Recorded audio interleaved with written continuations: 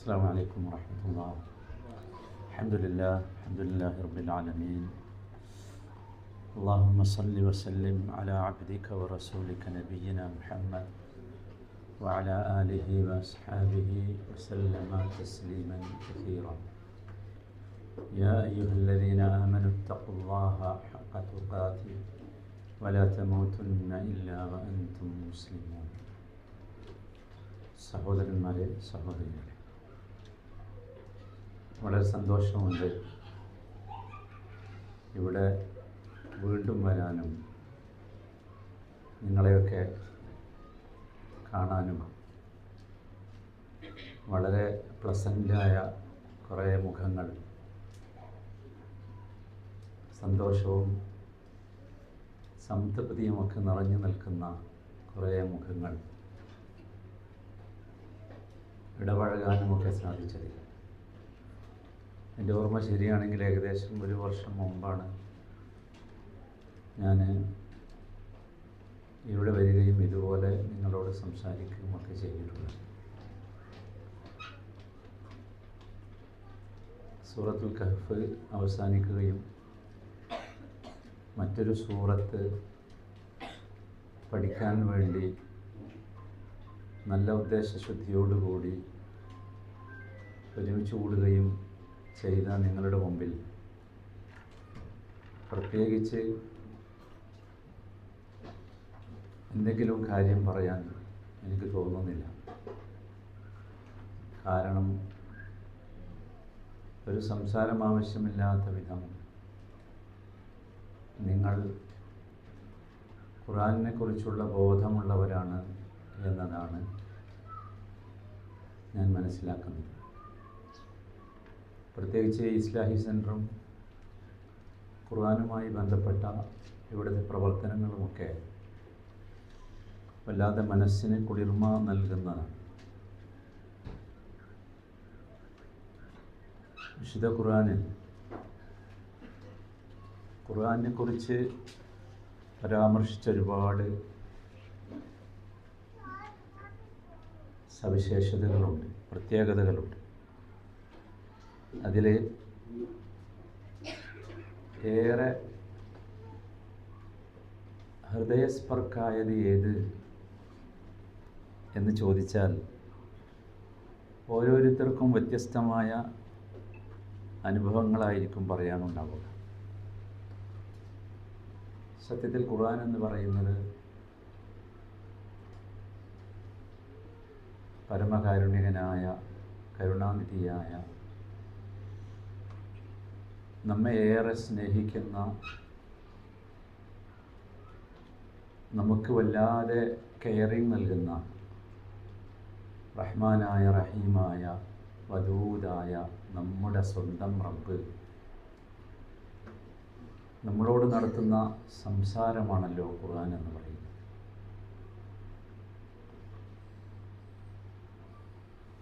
നമ്മളോട് ഏറെ ഇഷ്ടമുള്ളവർ നമ്മളോട് സംസാരിക്കുമ്പോൾ ആ സംസാരം നമുക്ക് ഹൃദ്യമായിരിക്കും, അത് കേട്ടിരിക്കാൻ രസമായിരിക്കും, നമുക്കെല്ലാവർക്കും അതിന് സന്തോഷമായിരിക്കും. അത് തന്നെയാണ് യഥാർത്ഥത്തിൽ ഇത്തരം ക്ലാസ്സുകളുടെ അടിസ്ഥാനം. ഖുർആൻ പരിശോധിച്ചാൽ നമുക്ക് മനസ്സിലാക്കാൻ സാധിക്കും, ഖുർആനിൽ മുഴുവൻ നിറഞ്ഞു നിൽക്കുന്നത് അള്ളാഹുവിനെ കുറിച്ചും, അള്ളാഹുവിൻ്റെ കാരുണ്യം, സ്നേഹം, അള്ളാഹുവും അള്ളാഹു സൃഷ്ടിച്ച മനുഷ്യരും തമ്മിലുള്ള ബന്ധം, മറ്റു ജീവികളുമായുള്ള ബന്ധം, വിശ്വാസം, യുക്തി, ചരിത്രം,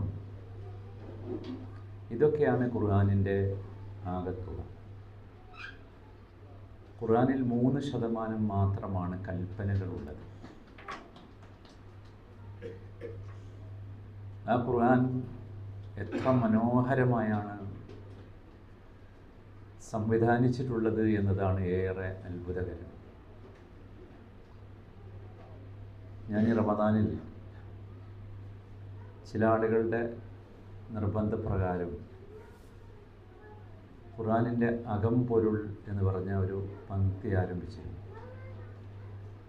നിങ്ങളിൽ ചിലരെങ്കിലും അത് കേട്ടിട്ടുണ്ടാവണം. 30 ദിവസം കൊണ്ട് ഖുർആൻ അതിൻ്റെ ഉള്ളിലുള്ളത് എന്ത് എന്ന് പറയണമെന്നതായിരുന്നു എൻ്റെ ആഗ്രഹം. പക്ഷെ അത് പറയാൻ ആരംഭിച്ചപ്പോഴാണ് എൻ്റെ അശക്തി എത്രമാത്രമാണ് എന്നെനിക്ക് ബോധ്യമായി.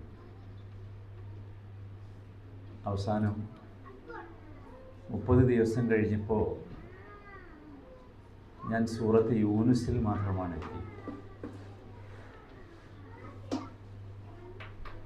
യൂനുസ് എത്തിയപ്പോഴേക്ക് 29 ദിവസം കഴിഞ്ഞിരുന്നു. അപ്പം എന്തുകൊണ്ടെന്ന് ചോദിച്ചാൽ, അതിൻ്റെ ഉള്ളിലേക്ക് കടക്കും തോറും, അതിൻ്റെ അകത്തേക്ക് പ്രവേശിക്കും തോറും, അതിൻ്റെ പൊരുളിലേക്ക് നമ്മൾ ഇറങ്ങിച്ചെല്ലും തോറും നമുക്ക് വല്ലാത്ത ആസ്വാദനം അനുഭവപ്പെടുകയാണ്. ഒരുപാട് രാത്രികൾ ഈ റമദാനിൽ ഒരു ക്ലാസ്സിന് വേണ്ടി ഞാൻ ഉറക്കമൊഴിഞ്ഞിരുന്നിട്ടുണ്ട്. അതെന്താണെന്ന് ചോദിച്ചാൽ, അതിൻ്റെ ഉള്ളിലേക്ക് എത്തുമ്പോൾ അതിൻ്റെ ആസ്വാദനത്തിൻ്റെ അനുഭവിക്കുന്ന ആ അനുഭവത്തിൻ്റെ മഹിമ കൊണ്ട് ക്ഷീണമില്ലാത്ത, ഉറക്കമില്ലാത്ത രാത്രികളുണ്ടായി. അകംപൊരുളിലേക്ക് ഞാൻ എത്തുന്നത് യഥാർത്ഥത്തിൽ ഖുർആനിനെ ദുർവ്യാഖ്യാനം ചെയ്ത ഒരു മനുഷ്യൻ്റെ, മലയാളിയായ ഒരു മനുഷ്യൻ്റെ പ്രവർത്തനം കൊണ്ടാണ്. വിശുദ്ധ ഖുർആനിൻ്റെ അടിസ്ഥാനം എല്ലാ മതങ്ങളും സത്യസന്ധമാണ് എന്ന് പറയലാണ്. നിങ്ങൾ കേട്ടിരിക്കും സർവമത സത്യവാദം എന്ന് പറഞ്ഞൊരു വാദം. എല്ലാ മതങ്ങളും സത്യമാണ്. അത് പറയാൻ വേണ്ടി ഒരു മനുഷ്യനൊരു പുസ്തകം എഴുതി. ആ പുസ്തകം ഒരുപാട് കോലാഹലം സൃഷ്ടിച്ചു. ആ പുസ്തകത്തിൻ്റെ പേര് ഖുർആനിൻ്റെ അകംപൊരുൾ എന്നായിരുന്നു. ആ പുസ്തകത്തിലൂടെ ഞാനിങ്ങനെ കണ്ണോടിച്ചപ്പോൾ എനിക്ക് മനസ്സിലായത്, ഖുർആനിൻ്റെ അകംപൊരുൾ പോയിട്ട് അതിൻ്റെ പുറത്തു പോലും സഞ്ചരിക്കാൻ ആ സാധുവിന് സാധിച്ചിട്ടില്ല എന്നതാണ്. പക്ഷെ ആ പേരെന്നെ വല്ലാതെ ആകർഷിച്ചു. അതുകൊണ്ട് ഞാൻ ആ പേര് കടമെടുത്തു. ഖുർആൻ്റെ അകത്തേക്ക് പ്രവേശിച്ചു കഴിഞ്ഞാൽ ഞാൻ ചോദിച്ചു, സൂറത്തുൽ കഹ്ഫ് നിങ്ങൾ എത്ര സമയം കൊണ്ടാണ് പൂർത്തിയാക്കിയത്? 2.5 വർഷം എടുത്തില്ലേ? അതാണ് ശരിക്കും ഖുർആൻ്റെ പഠനം എന്ന് പറയുന്നത്. അതാണ് ഖുർആൻ്റെ പഠനം. ഈ കഴിഞ്ഞ കൊറോണ കാലത്ത് എല്ലാ വാതിലുകളും കൊട്ടിയടച്ചപ്പോൾ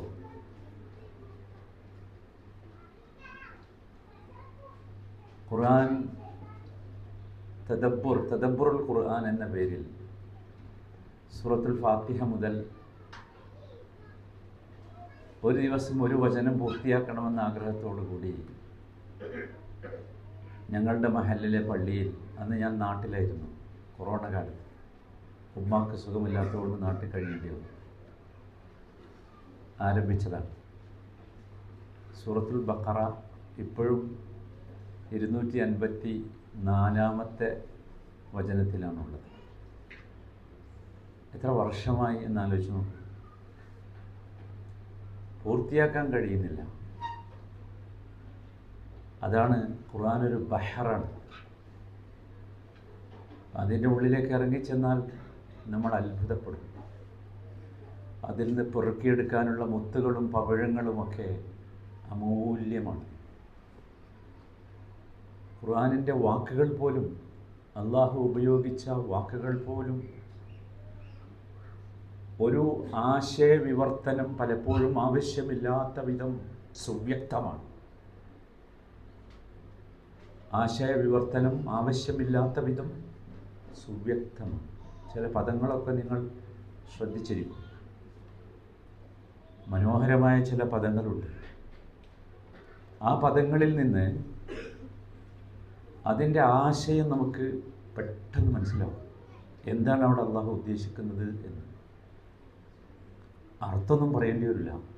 അതാണ് ഞാൻ ആശയം സുവ്യക്തമാണ് എന്ന് പറഞ്ഞത്.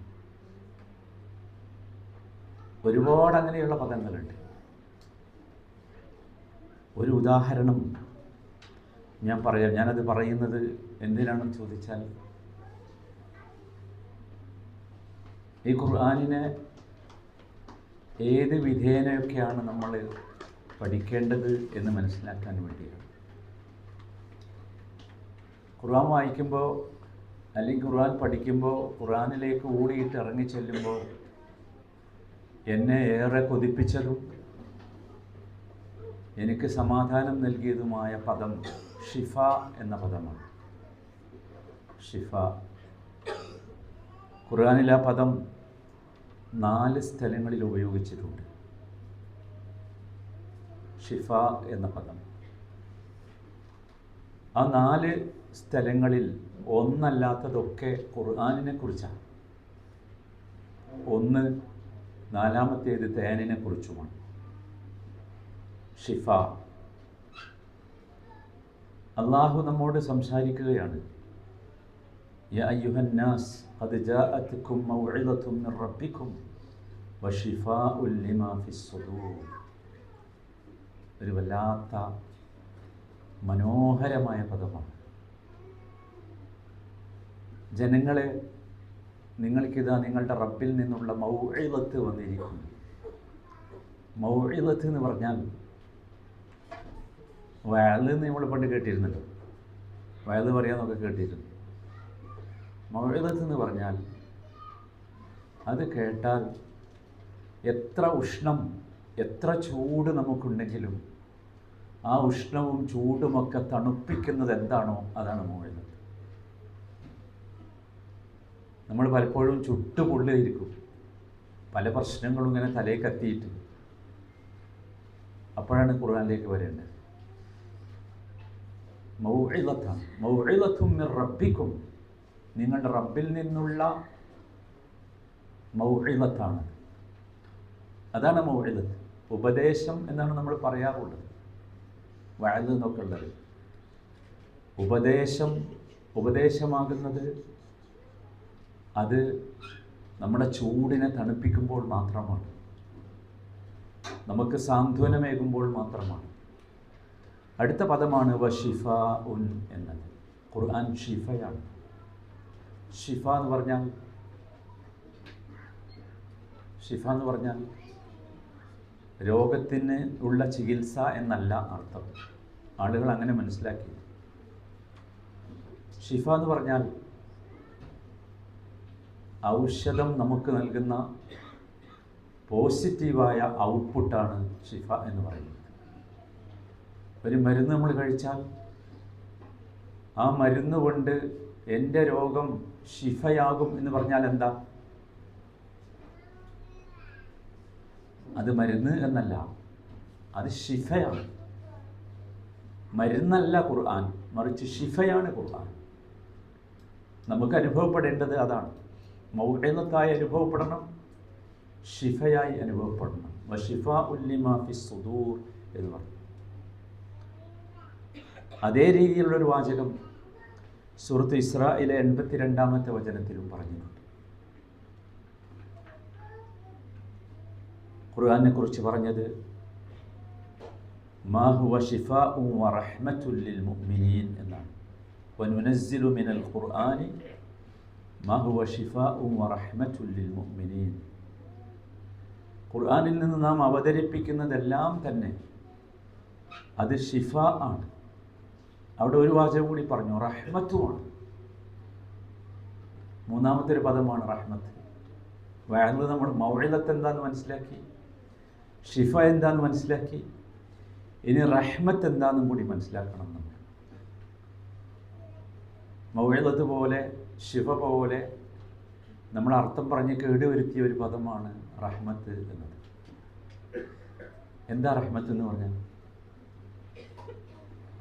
നമ്മൾ പറയും കാരുണ്യം എന്ന്. എന്താണ് കാരുണ്യം?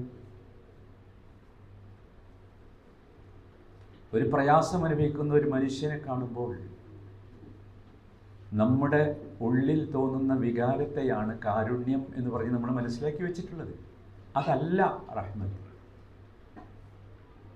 അതിന് റഹ്മത്തിൻ്റെ ഒന്നും ആവശ്യമില്ല. എത്ര കടുപ്പുള്ള മനുഷ്യനും അവനൊരു മയക്കുമരുന്നിനൊന്നും അഡിക്റ്റ് അല്ലെങ്കിൽ അവന് റഹ്മത്ത് വരും. ഞാൻ അങ്ങനെ വാചകം പറഞ്ഞ എന്തിനാന്ന് വെച്ചാൽ നിങ്ങൾ ചിലപ്പോൾ തിരിച്ചു ചോദിക്കുമെന്നതുകൊണ്ടാണ്. സ്വന്തം ഉമ്മമാരെ കൊല്ലുന്ന മക്കളെ, അതും മുസ്ലിം സമുദായത്തിൽപ്പെട്ട മക്കളെ കാണേണ്ടി വന്ന ഒരു വല്ലാത്ത കാലത്താണ് നാം ജീവിക്കുന്നത്. അപ്പോൾ റഹ്മത്തില്ലല്ലോ അല്ലേ? അതല്ല. അത് ജീവിതത്തിൽ കൃത്രിമത്വം ബാധിച്ചതുകൊണ്ട് അവർക്ക് വന്ന ഒരു ദുസ്വഭാവം മാത്രമാണ്. രാസപദാർത്ഥങ്ങൾ നമ്മൾ വിചാരിച്ചത് മനുഷ്യൻ്റെ ആരോഗ്യത്തെ മാത്രമാണ് കൃത്രിമത്വത്തിലേക്ക് എത്തിക്കുക എന്നാണ്. അതുകൊണ്ടാണ് നമ്മളൊക്കെ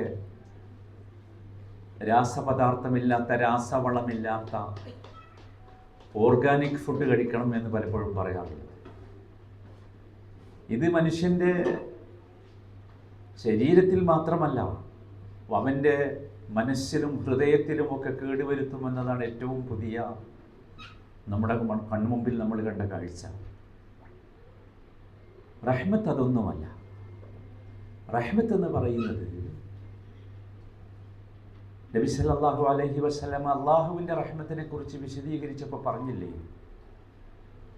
100 റഹ്മത്ത് അള്ളാഹു സൃഷ്ടിച്ചു, 99 അള്ളാഹു സൂക്ഷിച്ചു വച്ചിരിക്കുകയാണ്.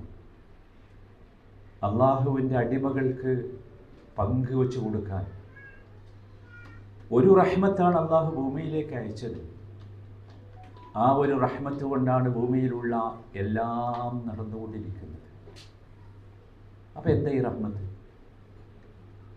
നമുക്ക് കേവലം ആരോടെങ്കിലും തോന്നുന്ന സിമ്പതിയോ എമ്പതിയോ അല്ല റഹ്മത്ത്. മറിച്ച് മൗഇദത്ത് പോലെ, ശിഫ പോലെ എൻ്റെയും നിങ്ങളുടെയും ജീവിതത്തെ പരിവർത്തിപ്പിക്കേണ്ട വികാരത്തിൻ്റെ പേരാണ് റഹ്മത്ത്. ഖുർആനിൻ്റെ റഹ്മത്ത് അതാണ്. ഒന്നുകൂടി പറഞ്ഞാൽ, വ്യക്തമായി പറഞ്ഞാൽ, ഖുർആൻ പഠിക്കുന്നവരെന്ന നിലക്ക് നമ്മുടെ ഉള്ളിലുണ്ടാകേണ്ട റഹ്മത്തിൻ്റെ കൃത്യമായ വ്യക്തമായ ചിത്രം എന്താണെന്നറിയോ നിങ്ങൾക്ക്? നമ്മളോട് പകയുള്ള, വിദ്വേഷമുള്ള, ഉറപ്പുള്ള ഒരാളെ നമുക്ക് സ്നേഹിക്കാൻ സാധിക്കുക എന്നതാണ് റഹ്മത്ത്. അതല്ലേ അള്ളാഹിൻ്റെ റഹ്മത്ത്? അല്ലേ? നിങ്ങൾ ആലോചിച്ച് നോക്കൂ. അള്ളാഹുവിൻ്റെ കൽപ്പനകൾ മുഴുവൻ കാറ്റിൽ പറത്തിയാൽ പോലും അള്ളാഹുവിന് വഴിപ്പെട്ട് ജീവിക്കാത്തവനും അള്ളാഹു ഓക്സിജൻ നൽകുന്നു, വെള്ളം നൽകുന്നു, വെളിച്ചം നൽകുന്നു, സോളാർ എനർജി നൽകുന്നു, എല്ലാം നൽകുന്നു. അതാണ് റഹ്മത്ത്. ആ റഹ്മത്താണ് നമുക്ക് കഴിയേണ്ടത്. നമ്മൾ ഇന്ന് റിവഞ്ചേ നമുക്കറിയുള്ളൂ, പ്രതികാരമേ അറിയുള്ളൂ, വെറുക്കാനേ അറിയൂ. നമുക്ക് റഹ്മത്ത് വരൂല. റഹ്മത്ത് എന്ന് പറയുന്നത് അതാണ്. എന്നെ നിങ്ങൾ എത്ര ദ്രോഹിച്ചാലും എനിക്ക് നിങ്ങളെ സ്നേഹിക്കാൻ കഴിയും. അതാണ് റഹ്മത്ത്. ഇമാം ഇബ്നുൽ ഖയ്യിം റഹിമഹുല്ലാ ഒരല്പം മനോഹരമായി ആ റഹ്മത്തിനെ വിശദീകരിക്കുന്നുണ്ട്. അത് പുഞ്ചിരിയെക്കുറിച്ച് പറഞ്ഞുകൊണ്ടാണ്. പുഞ്ചിരി എന്ന് പറയുന്നത് ഇസ്ലാമിൽ സദഖയാണ്. സദഖ എന്ന് പറയുന്നത് എന്താ? സദഖ എന്ന് പറഞ്ഞാൽ സത്യസന്ധത എന്നാണ് ആ പദത്തിൻ്റെ അർത്ഥം. എല്ലാവർക്കും അറിയാമല്ലോ, സിദ്ഖിൽ നിന്നാണ് സദഖ വന്നത്. ധർമ്മവുമായി അതിന് ബന്ധമൊന്നുമില്ല. പക്ഷേ നമ്മൾ മൗഇദത്തിനെ തെറ്റിദ്ധരിച്ചതുപോലെ, ഷിഫയെ തെറ്റിദ്ധരിച്ചതുപോലെ, റഹ്മത്തിനെ തെറ്റിദ്ധരിച്ചതുപോലെ തെറ്റിദ്ധരിച്ച ഒരു പദമാണ് അതും. സത്യത്തിൽ സദഖ എന്ന് പറയുന്നത് എൻ്റെ ഹൃദയത്തിൻ്റെ സത്യസന്ധത പുറത്തു കാണിക്കുന്ന വൈകാരികമായ അനുഭവമാണ് സദഖ. അതെനിക്ക് ഏറ്റവും വിലപ്പെട്ട സമ്പത്ത് കൊണ്ടാകുമ്പോൾ അത് ഏറ്റവും വലിയ സദഖയാണ്. അല്ലെങ്കിൽ കുറേ സദഖ നബി എണ്ണി പറഞ്ഞിട്ടുണ്ട്, ഒരുപാട് സദഖ നബി എണ്ണി പറഞ്ഞിട്ടുണ്ടല്ലോ, ഈ പൈസ കൊണ്ടുള്ള അല്ലാത്ത. അതിൽപ്പെട്ട ഒന്നാണ് യഥാർത്ഥത്തിൽ ഈ പുഞ്ചിരി എന്ന് പറയുന്നത്, ഇബ്തിസാം. ഇമാം ഇബ്നുൽ ഖയ്യിം റഹിമഹുല്ലാ റഹ്മത്തിനെ കുറിച്ച് വിശദീകരിക്കുന്നത് പുഞ്ചിരിയെക്കുറിച്ച് പറഞ്ഞുകൊണ്ടാണ്. നമ്മളൊക്കെ പുഞ്ചിരിക്കാറുണ്ട്, പക്ഷെ എപ്പോഴെങ്കിലും നമ്മൾ ഓർത്തിട്ടുണ്ടോ ഈ പുഞ്ചിരി ഒരു സദഖയാണെന്ന്, അഥവാ ധർമ്മമാണെന്നല്ല. പുഞ്ചിരി എൻ്റെ ഹൃദയത്തിൻ്റെ സത്യസന്ധമായ ആവിഷ്കാരമാണ് എന്ന് നമ്മൾ എപ്പോഴെങ്കിലും ആലോചിച്ചിട്ടുണ്ട്? എത്ര മനോഹരമായ ഒരായുധമാണ് പുഞ്ചിരി എന്നറിയാമോ നിങ്ങൾക്ക്? അതിമനോഹരമായ ആയുധം. പക്ഷേ അത് പുറത്തു വരണമെങ്കിൽ, ആ ആയുധം പ്രയോഗിക്കണമെങ്കിൽ നമ്മുടെ ഉള്ളിൽ റഹ്മത്തുണ്ടാകണം. അദ്ദേഹം പറഞ്ഞു, ഇദാ റഅയ്ത മൻ തുഹിബ് ഫബ്തസിം സയശ്ഉറു ബിഹുബ്ബിക്. നിനക്ക് നല്ല ഇഷ്ടമുള്ള ഒരാളെ കണ്ട നീ ചിരിക്കണം, പുഞ്ചിരിക്കണം. അപ്പം എന്താ? അപ്പം അവൻ നിങ്ങളുടെ സ്നേഹമാക്കും, അല്ലേ? ചിരിച്ചാൽ നമുക്ക് മനസ്സിലാവും സ്നേഹമുണ്ട്. ചിരിച്ചിട്ടില്ലെങ്കിലോ അതിൻ്റെ നേരെ ഓപ്പോസിറ്റ് ആലോചിച്ചാൽ വേഗം മനസ്സിലാവും. വീട്ടിലേക്ക് നിങ്ങൾ കയറി ചെല്ലുമ്പോൾ നിങ്ങളുടെ മക്കളോ ഭാര്യയോ ഒക്കെ നിങ്ങളോടൊന്ന് ചിരിക്കാൻ പോലും കൂട്ടാക്കുന്നില്ല എന്ന് വെക്കുക. തിരിച്ചും സ്ത്രീകളോട്, ഭാര്യമാരോട് ഒന്ന് ചിരിക്കാൻ ഈ ഭർത്താക്കന്മാരൊന്നും കൂട്ടാക്കണില്ല എന്ന് വെക്കുക. എന്താ അർത്ഥം? സ്നേഹമില്ല എന്നാണ്. ചിരി സ്നേഹത്തിൻ്റെ ഒരു ലക്ഷണമാണ്. അതാണ് അദ്ദേഹം പറഞ്ഞത്. നിങ്ങൾ ഇന്ന് ഇഷ്ടമുള്ളവരെ കാണുമ്പോൾ ചിരിക്ക്. അതിനർത്ഥം നിങ്ങൾ അവനെ സ്നേഹിക്കുന്നു എന്ന്, അല്ലെങ്കിൽ അവളെ സ്നേഹിക്കുന്നു എന്ന് അവനെ അറിയുകയാണ്. ഇനി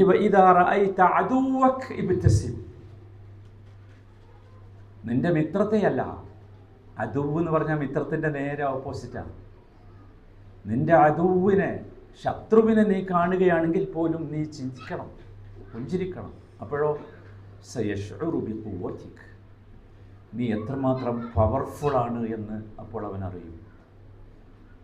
ഞാനതൊക്കെ ചെയ്തിട്ടും അവൻ എന്നോട് എങ്ങനെ സാധിച്ച്? നിന്റെ കുവ്വത്താണ്, നിന്റെ പവറാണ്. എല്ലാവർക്കും കഴിയില്ല. അതാ റഹ്മത്ത് എന്ന് പറഞ്ഞ്. കഴിയോ? നമ്മൾ പറയും എനിക്ക് കഴിയില്ല അവനോട് ചിരിക്കാൻ. എത്ര സമയത്ത് പറഞ്ഞിട്ടുണ്ട്, എത്ര ആളോട് പറഞ്ഞിട്ടുണ്ട്. ഒന്നും നല്ല വർത്താനം പറയുന്നതല്ല, നമ്മൾ വീട്ടിലേക്ക് കയറി എനിക്ക് പറ്റില്ല. ഈ പറ്റൂല എന്ന് പറയണത് മനസ്സിലാക്കേണ്ടത് അവൻ്റെ ഉള്ളിൽ റഹ്മത്തില്ല എന്നതാ കാരണം. എവിടുന്നാണ് അവൻ യാ റഹ്മാൻ യാ അർഹമർ റഹീമീൻ എന്നും പറയാനുള്ള യോഗ്യതല്ല. മൂന്നാമത്തേത് അദ്ദേഹം പറഞ്ഞു, വഇദാ റഅയ്ത മൻ തറകക ഇബ്തസിം. നിന്നെ അവോയ്ഡ് ചെയ്യുന്ന കുറേ ആൾക്കാരുണ്ട്, മൈൻഡ് ചെയ്യാത്ത ആൾക്കാരില്ലേ, കണ്ടിട്ടില്ലേ? നമ്മളെ തീരെ ശ്രദ്ധിക്കൂല. കാരണം അവൻ്റെ ഒരു സ്റ്റാൻഡേർഡ് അനുസരിച്ചുള്ളവൻ അവൻ്റെ ചിലപ്പോൾ നമുക്ക്. അങ്ങനെ നിന്നെ അവഗണിക്കുന്നവരെ നീ കണ്ടാൽ നീ പുഞ്ചിരിക്കണം. ആഹാ, കഴിയോ? കഴിയണം. അതാ റഹ്മത്ത്. അതാണ് ഖുർആൻ നൽകുന്ന റഹ്മത്ത്. അപ്പോഴോ നിങ്ങൾ അവഗണിക്കുന്നവരെ കണ്ടാൽ നിങ്ങൾ പുഞ്ചിരിക്കുമ്പോൾ സയശ്ഉറു ബിന്നദം, അവന് വല്ലാത്ത ഖേദം വരും. ഞാൻ അങ്ങനെ ചെയ്യരുതായിരുന്നുല്ലേ. സത്യമായിട്ട് വരും, സത്യമായി വരും. ഞാനങ്ങനെ ചെയ്യരുതായിരുന്നു, മോശമായില്ലേ ചെയ്ത്. അവസാനം അദ്ദേഹം പറഞ്ഞു, വഇദാ റഅയ്ത മൻ ലാ തഅരിഫുഹു ഇബ്തസിം. നിന്നെ അറിയാത്ത ഒരാളെ കണ്ടാൽ പോലും നീ ഒന്ന് ചിരിക്കുന്നേ, ഒന്ന് പുഞ്ചിരിച്ചോ. നമ്മുടെ റഹ്മത്ത് പുറത്തേക്ക് വരട്ടെ. അറിയാത്ത ഒരാളെ കണ്ട് നിങ്ങൾ പുഞ്ചിരിച്ചാൽ എന്താ കിട്ടുക? ഫസതഅഖുദു അജ്റക്, നിനക്ക് കൂലി കിട്ടും. എന്താ കാര്യം? അല്ലാഹുവിൻ്റെ റസൂൽ പഠിപ്പിച്ചില്ലേ പുഞ്ചിരി സദഖയാണ് എന്ന്? കൂലി കിട്ടും. നിങ്ങൾ ആലോചിച്ച് നോക്കൂ. പക്ഷെ പ്രശ്നം എന്താണെന്ന് ചോദിച്ചാൽ ഈ പറഞ്ഞതൊക്കെ മനസ്സിലാകുന്ന ആളുകൾ വളരെ കുറച്ചായിരിക്കും അല്ലേ? വളരെ അപൂർവേ കാണൂ ഇതൊക്കെ പറയാൻ തന്നെ ചിലപ്പോൾ കഴിയില്ല. പറഞ്ഞാൽ മനസ്സിലാകുന്നവരും, എനിക്കറിയില്ല നിങ്ങൾക്കൊക്കെ ഇത് മനസ്സിലാകേണ്ടോ ഇല്ലെന്ന്. നമ്മളൊന്ന് പ്രാക്ടീസ് ചെയ്ത് നോക്കണം. ഖുർആൻ എന്ന് പറഞ്ഞാൽ അതാണ്, പ്രാക്ടീസ് ചെയ്യേണ്ടതാണ്.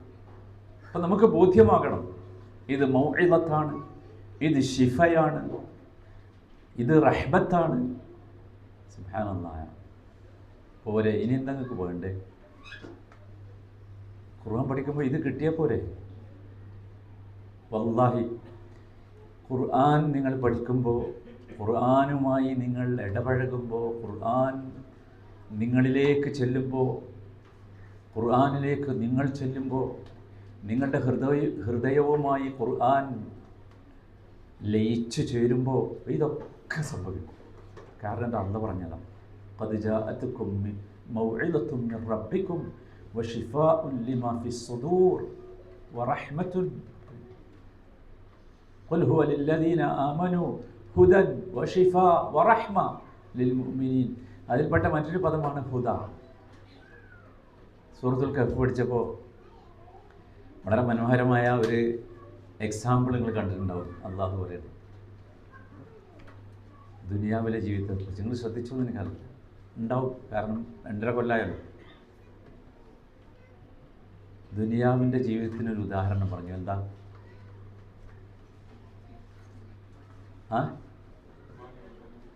വദ്രിബ് ലഹും മസലൽ ഹയാത്ത് ദുനിയ ക.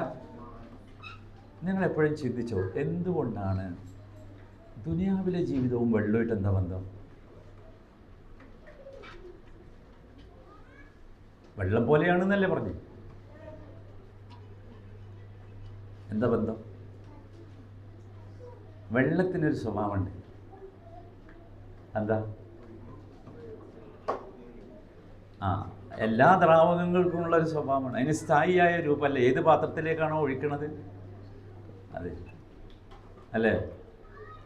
ഒഴിച്ചു വെച്ചിട്ടില്ലെങ്കിലോ ഒഴുകിപ്പോകും. 2.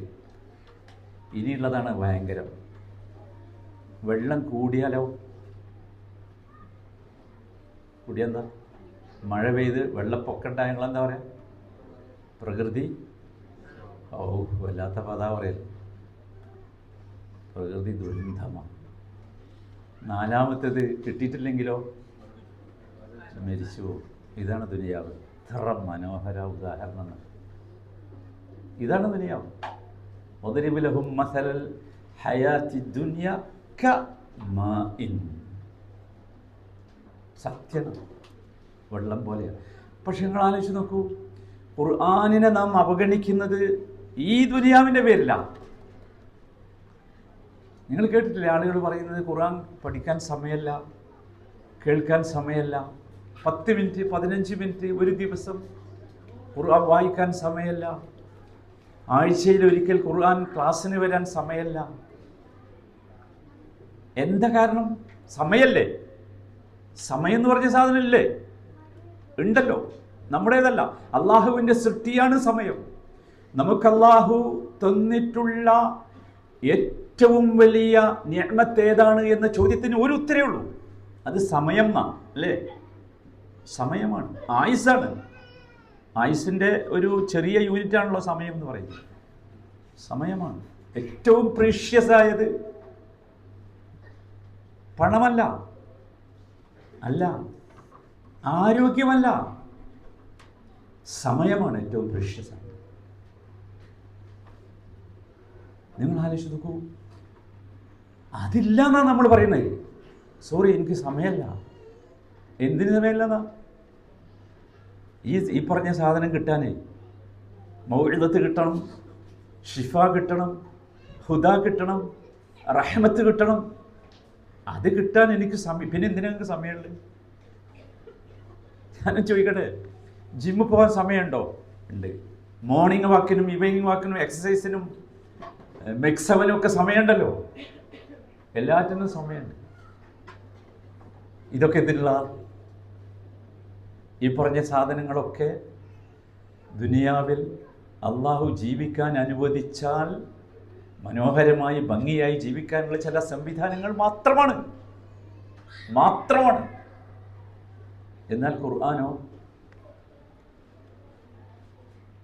അതാണ് അവസാനം പറയാനുള്ളത്. ഞാൻ അവസാനിപ്പിക്കണം, സമയം കഴിഞ്ഞിട്ടുണ്ട്. അരമണിക്കൂർ എൻ്റെ അടുത്ത് പറഞ്ഞ അവസാനം. ഖുർആനോ?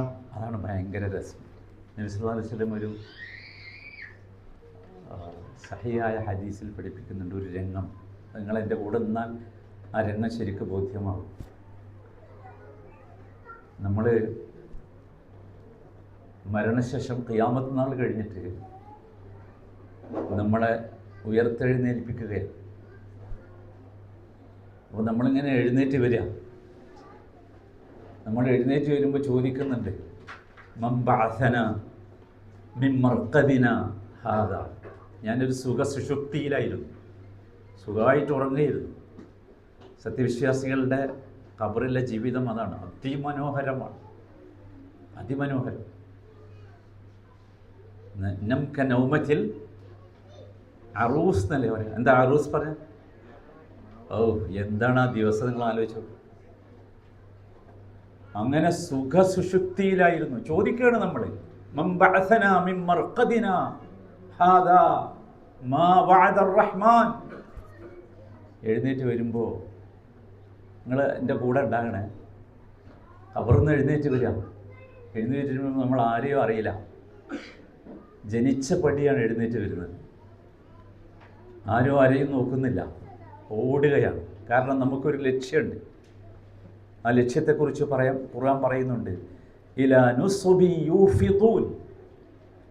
ഒരു ലക്ഷ്യം വെച്ചാൽ ലക്ഷ്യത്തിലേക്ക് ഓടുകയാണ് എല്ലാവരും. അങ്ങനെയാണ് പ്രോഗ്രാം ചെയ്തത്, ഓടിയിരിക്കും. അപ്പോൾ വഴിയിലൊരാൾ തടഞ്ഞു നിർത്തുക. അയാൾ ചോദിക്കുന്നുണ്ട്, ആദ്യത്തെ ചോദ്യം ഒരു മനുഷ്യൻ്റെ രൂപത്തിലാണ് കാണുന്നത്. അയാൾ ചോദിക്കുന്നുണ്ട്, നിനക്ക് എന്നെ അറിയോ? ഹൽ തഅരിഫുനി. നമ്മൾ ആകെ ബേജാറില്ല. കാരണം നല്ല ഉറക്കുന്ന് എഴുന്നേൽപ്പിച്ചാലുള്ളൊരവസ്ഥ നമുക്ക് അറിയാം. നമ്മൾ പറയുമില്ല, എനിക്കറിയില്ല. അപ്പോൾ ഇയാളിങ്ങനെ നോക്കും, വീണ്ടും ചോദിക്കും, അറിയില്ലേ? ഞാൻ ആരാണെന്നറിയോ? അന സാഹിബുക്കൽ ഖുർആൻ. അന സാഹിബുക്കൽ ഖുർആൻ. ഞാൻ ആരാന്നറിയോ? ഞാൻ നിന്റെ ഖുർആൻ എന്ന സാഹിബാണ്. സാഹിബ് പറഞ്ഞെന്താ?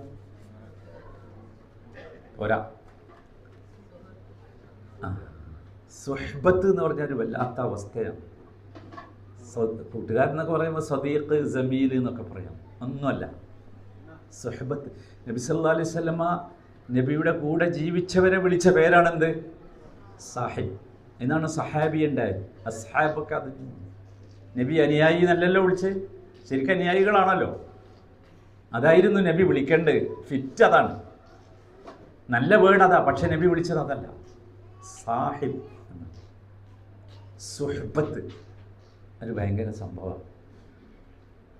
ഈ ഖുർആൻ നിങ്ങൾ സൂറത്തുൽ ഹുജറാത്തിലേക്ക് പോകണം.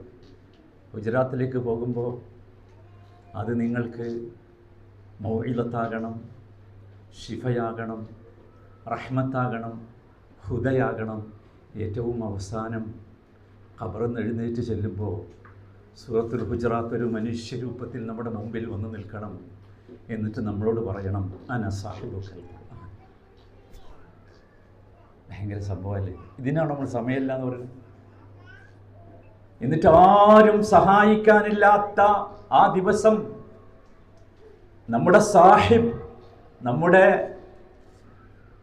സഹവാസി നമ്മളെയും കൊണ്ട് പോവുക. എങ്ങോട്ടാ പോകണമെന്നറിയോ? അള്ളാഹിൻ്റെ അടുത്തേക്ക്.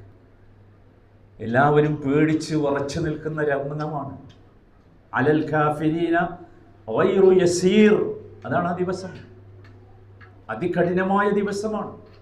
എല്ലാവരും പേടിക്കുന്ന ദിവസമാണ്. എല്ലാവരും എന്ന് പറഞ്ഞാൽ ഞാനുങ്ങളൊന്നുമല്ല, പ്രവാചകന്മാരടക്കം. അത് കണ്ടിട്ടില്ലേ ആ സംഭവം? നബി സല്ലല്ലാഹു അലൈഹി വസല്ലം വിവരിച്ചു തരുന്നത്. എല്ലാ പ്രവാചകന്മാരും, മനുഷ്യന്മാർ, ആദം നബി മുതൽ അവസാനത്തെ നബി വരെ ഓടിച്ചെല്ലുക ഒരു ചെറിയ ഹെൽപ്പിന്. രക്ഷപ്പെടുത്താനല്ല, രണ്ടാലൊന്നൊന്ന് മാറ്റി ആക്കിത്തരാൻ.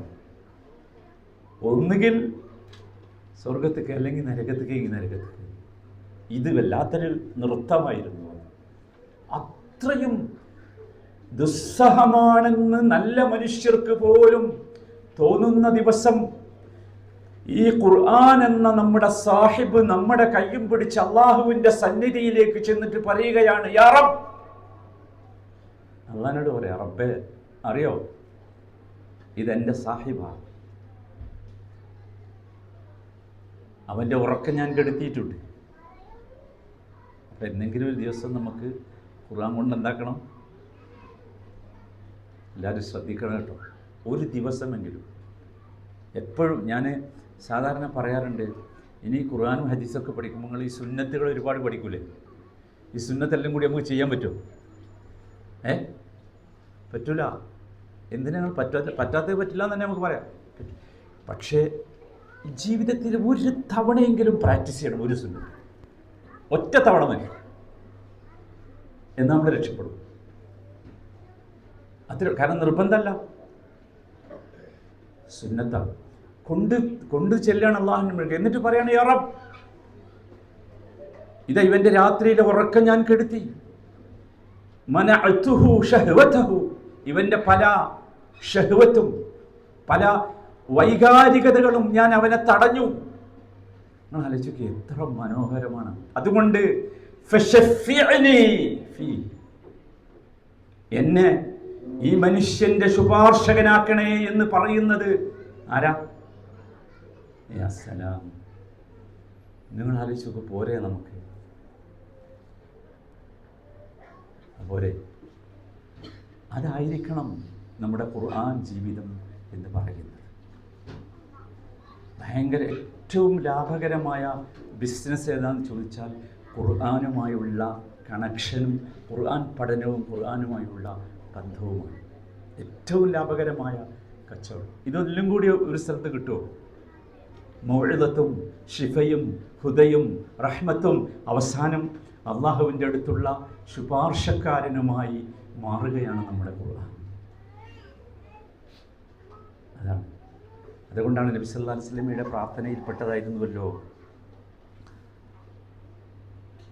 അല്ലാഹുമ്മ ജഅലിൽ ഖുർആന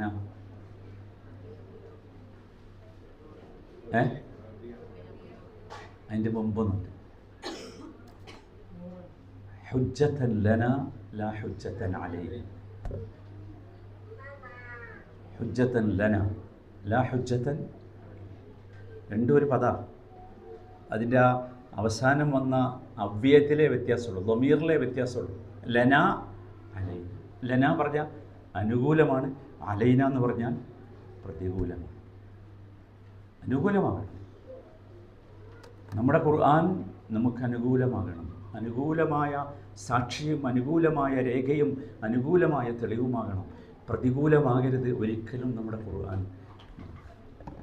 അതാണ് ഖുർആൻ. അതാണ് ഖുർആൻ. അല്ലാത്ത സംഭവം. നിങ്ങൾ ആലോചിക്കൂ, നിങ്ങൾ പറഞ്ഞ ആ ഒരു പ്രാർത്ഥനയുണ്ടല്ലോ, ആ പ്രാർത്ഥനയെ നബി പഠിപ്പിക്കുന്നത് എന്ത് പറഞ്ഞിട്ടാ? ദുആ ഉൽ ഹമ്മി വൽ ഹസൻ എന്നാണ്.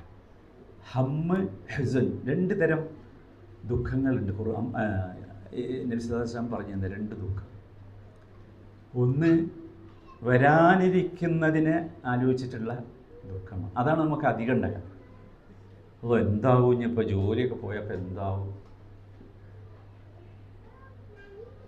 രണ്ടാമത്തേത് കഴിഞ്ഞു പോയതിനെക്കുറിച്ച് ഒരു കാര്യമില്ല, കഴിഞ്ഞു പോയതിനെക്കുറിച്ച് ആലോചിച്ചിട്ട് കണ്ടിട്ടില്ലേ ആൾക്കാരെ വെറുതെ ഒരു ആവശ്യമില്ലാതെ തല ഉണ്ടാക്കണം, ഒരു കാര്യമില്ല ആലോചിച്ചിട്ട്. എന്നിട്ടും ഇരുന്ന് ആലോചിക്കുക, ഓ അന്നത് ചെയ്തിനെങ്കിലേ, അവിടെ നമ്മളൊരു കച്ചവടം തുടങ്ങിയെങ്കിൽ. കച്ചവടക്കാർ ഏറ്റവും കൂടുതൽ പറയും കാരണം നന്നായി. അവിടെ നബി പഠിപ്പിച്ചത് എന്താ? അതാണ് ശരിക്കും നോക്കൂ, ശരിക്കും എന്താ വെച്ചാൽ ഹൃദയത്തെ അങ്ങോട്ട് മാറ്റിയാണ് ഖുർആൻ ചെയ്യുന്നത്. അതുകൊണ്ടാണ് അവിടെ പറഞ്ഞത് എന്താ? അല്ലാഹുമ്മ ജഅലിൽ ഖുർആന മാഷാ അല്ലാഹ്. അപ്പോൾ നമുക്ക് ആകണ്ടേ അത് റബീഅ ഖുലൂബിന, വശിഫാഅ സുദൂരിന വജലാഅ അഹ്സാനിന വദഹാബ ഹുമൂമിന. സുബ്ഹാനല്ലാഹ്, എന്താണ് ആ പദങ്ങളൊക്കെ ആകണ്ടേ നമുക്ക്? അതാകുന്ന ഒരവസ്ഥയിലേക്ക് എത്താനുള്ള ഒരു ജിഹാദാണ് വജാഹിദ്ഹും ബിഹി ജിഹാദൻ കബീറ എന്ന് പറഞ്ഞ ജിഹാദ്. അല്ലാതെ ഖുർആൻ കൊണ്ട് എന്ത് ജിഹാദാണ്? വജാഹിദ്ഹും ബിഹി, ബിഹി എന്ന് പറഞ്ഞ ബിൽ ഖുർആനാണ്. ഖുർആൻ കൊണ്ട് നിങ്ങൾ ജിഹാദ് ചെയ്യണം. ജിഹാദൻ കബീറ, അതാണ് ഏറ്റവും വലിയ ജിഹാദ്. ആ ജിഹാദ് ഇതാ, ഭയങ്കര ജിഹാദാണ്. പക്ഷെ ആ ജിഹാദിലേക്ക് എത്തിയാലുണ്ടല്ലോ സുബ്ഹാനല്ലാഹ്, ഒരു സംഗതിയും പ്രശ്നമില്ല, ഒന്നും. അത് അല്ലാഹു ഒരുപാട് സമയത്ത് ഖുർആനിൽ ഒരുപാട് സ്ഥലത്ത് ആവർത്തിച്ച് പറഞ്ഞിട്ടുണ്ട്. ഫമൻ തബിഅ ഹുദായ ഫലാ ഖൗഫുൻ അലൈഹിം വലാ ഹും യഹ്സനൂൻ. അതാ നിങ്ങൾ ആലോചിച്ചോക്കുക, അങ്ങനെ ഒരു ലോകം ഉണ്ടാവും. നമ്മൾ ഈ മറ്റേ ഇയാളുടെ ചരിത്രത്തിൽ, മറ്റേ മഹാബലിയുടെ ചരിത്രത്തിൽ പറയാറുണ്ട് ദുഃഖമില്ലാത്ത സങ്കടമില്ലാത്ത ഒരു ലോകത്തെക്കുറിച്ച്. അല്ലാഹു തആല ഖുർആനിൽ പറയാം, ലാ ഖൗഫുൻ അലൈഹിം വലാ ഹും യഹ്സനൂൻ.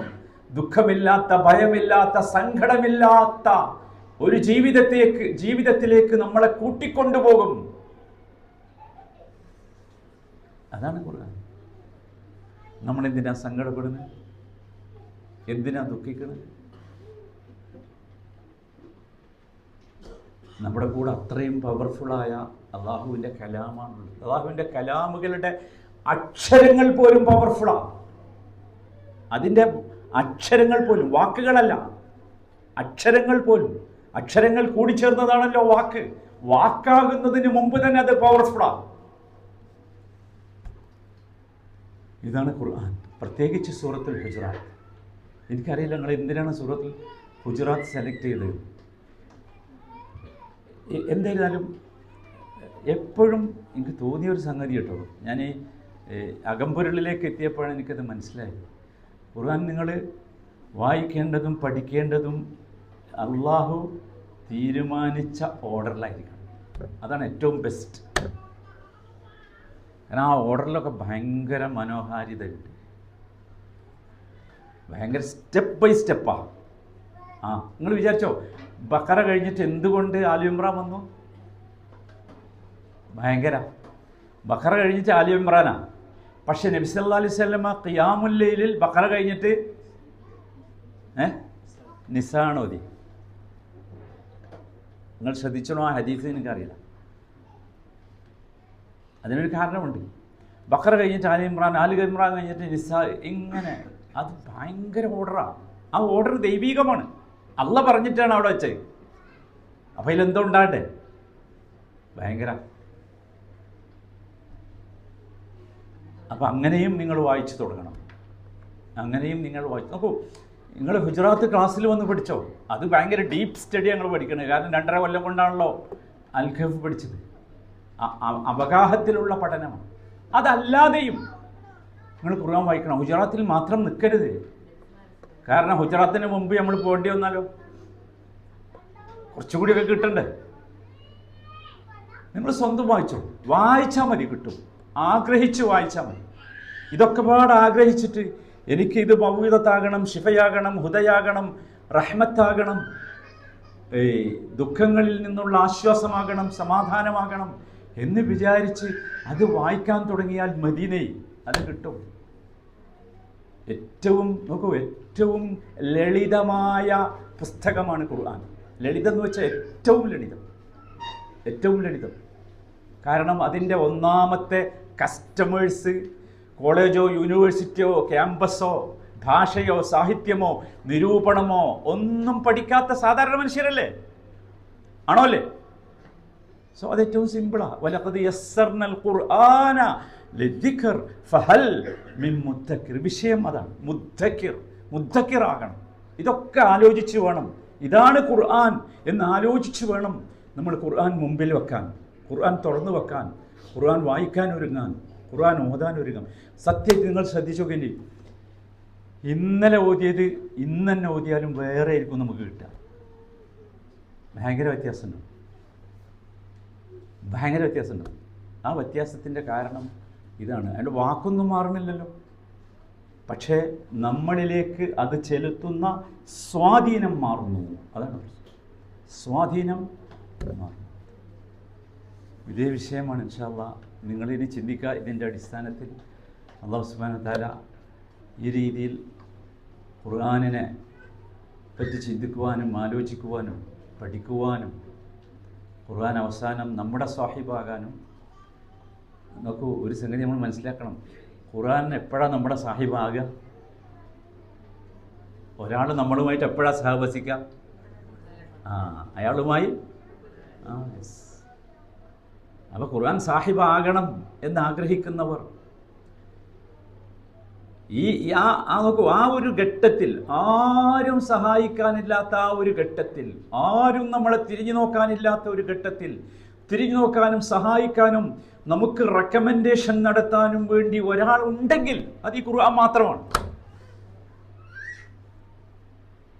അത് ഭയങ്കര രംഗമല്ല. അപ്പോൾ നമ്മൾ അതുകൊണ്ട് ഖുർആനുമായി നമുക്ക് ഒരു ദിവസം ഖുർആൻ മറച്ചു നോക്കാത്തൊരു ദിവസം നമുക്ക് ഉണ്ടാകാൻ പാടില്ല. നമ്മുടെ ജീവിതത്തിൽ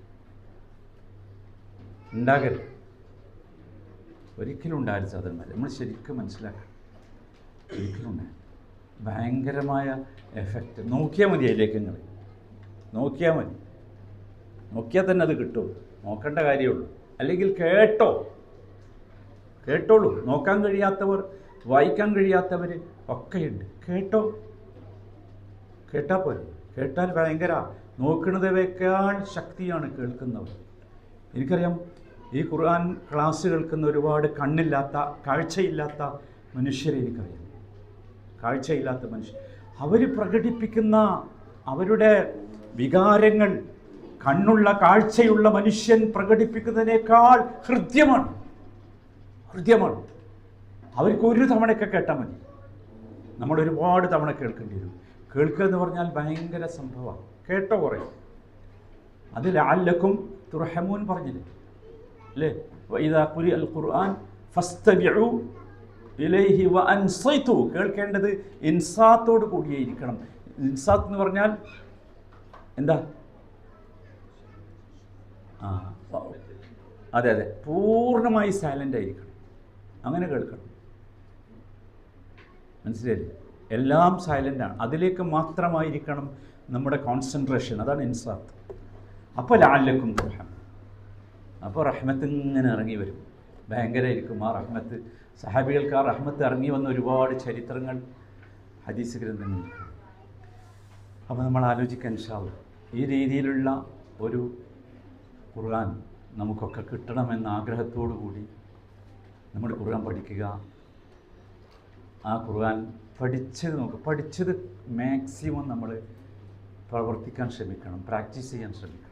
നിങ്ങൾക്കൊക്കെ അറിയാലോ, ഒരു തിയറി പഠിച്ചു എന്നിട്ട് പ്രാക്ടീസ് ചെയ്തില്ലെങ്കിൽ ആ തിയറി ഉപകാരപ്പെടില്ലല്ലോ അല്ലേ?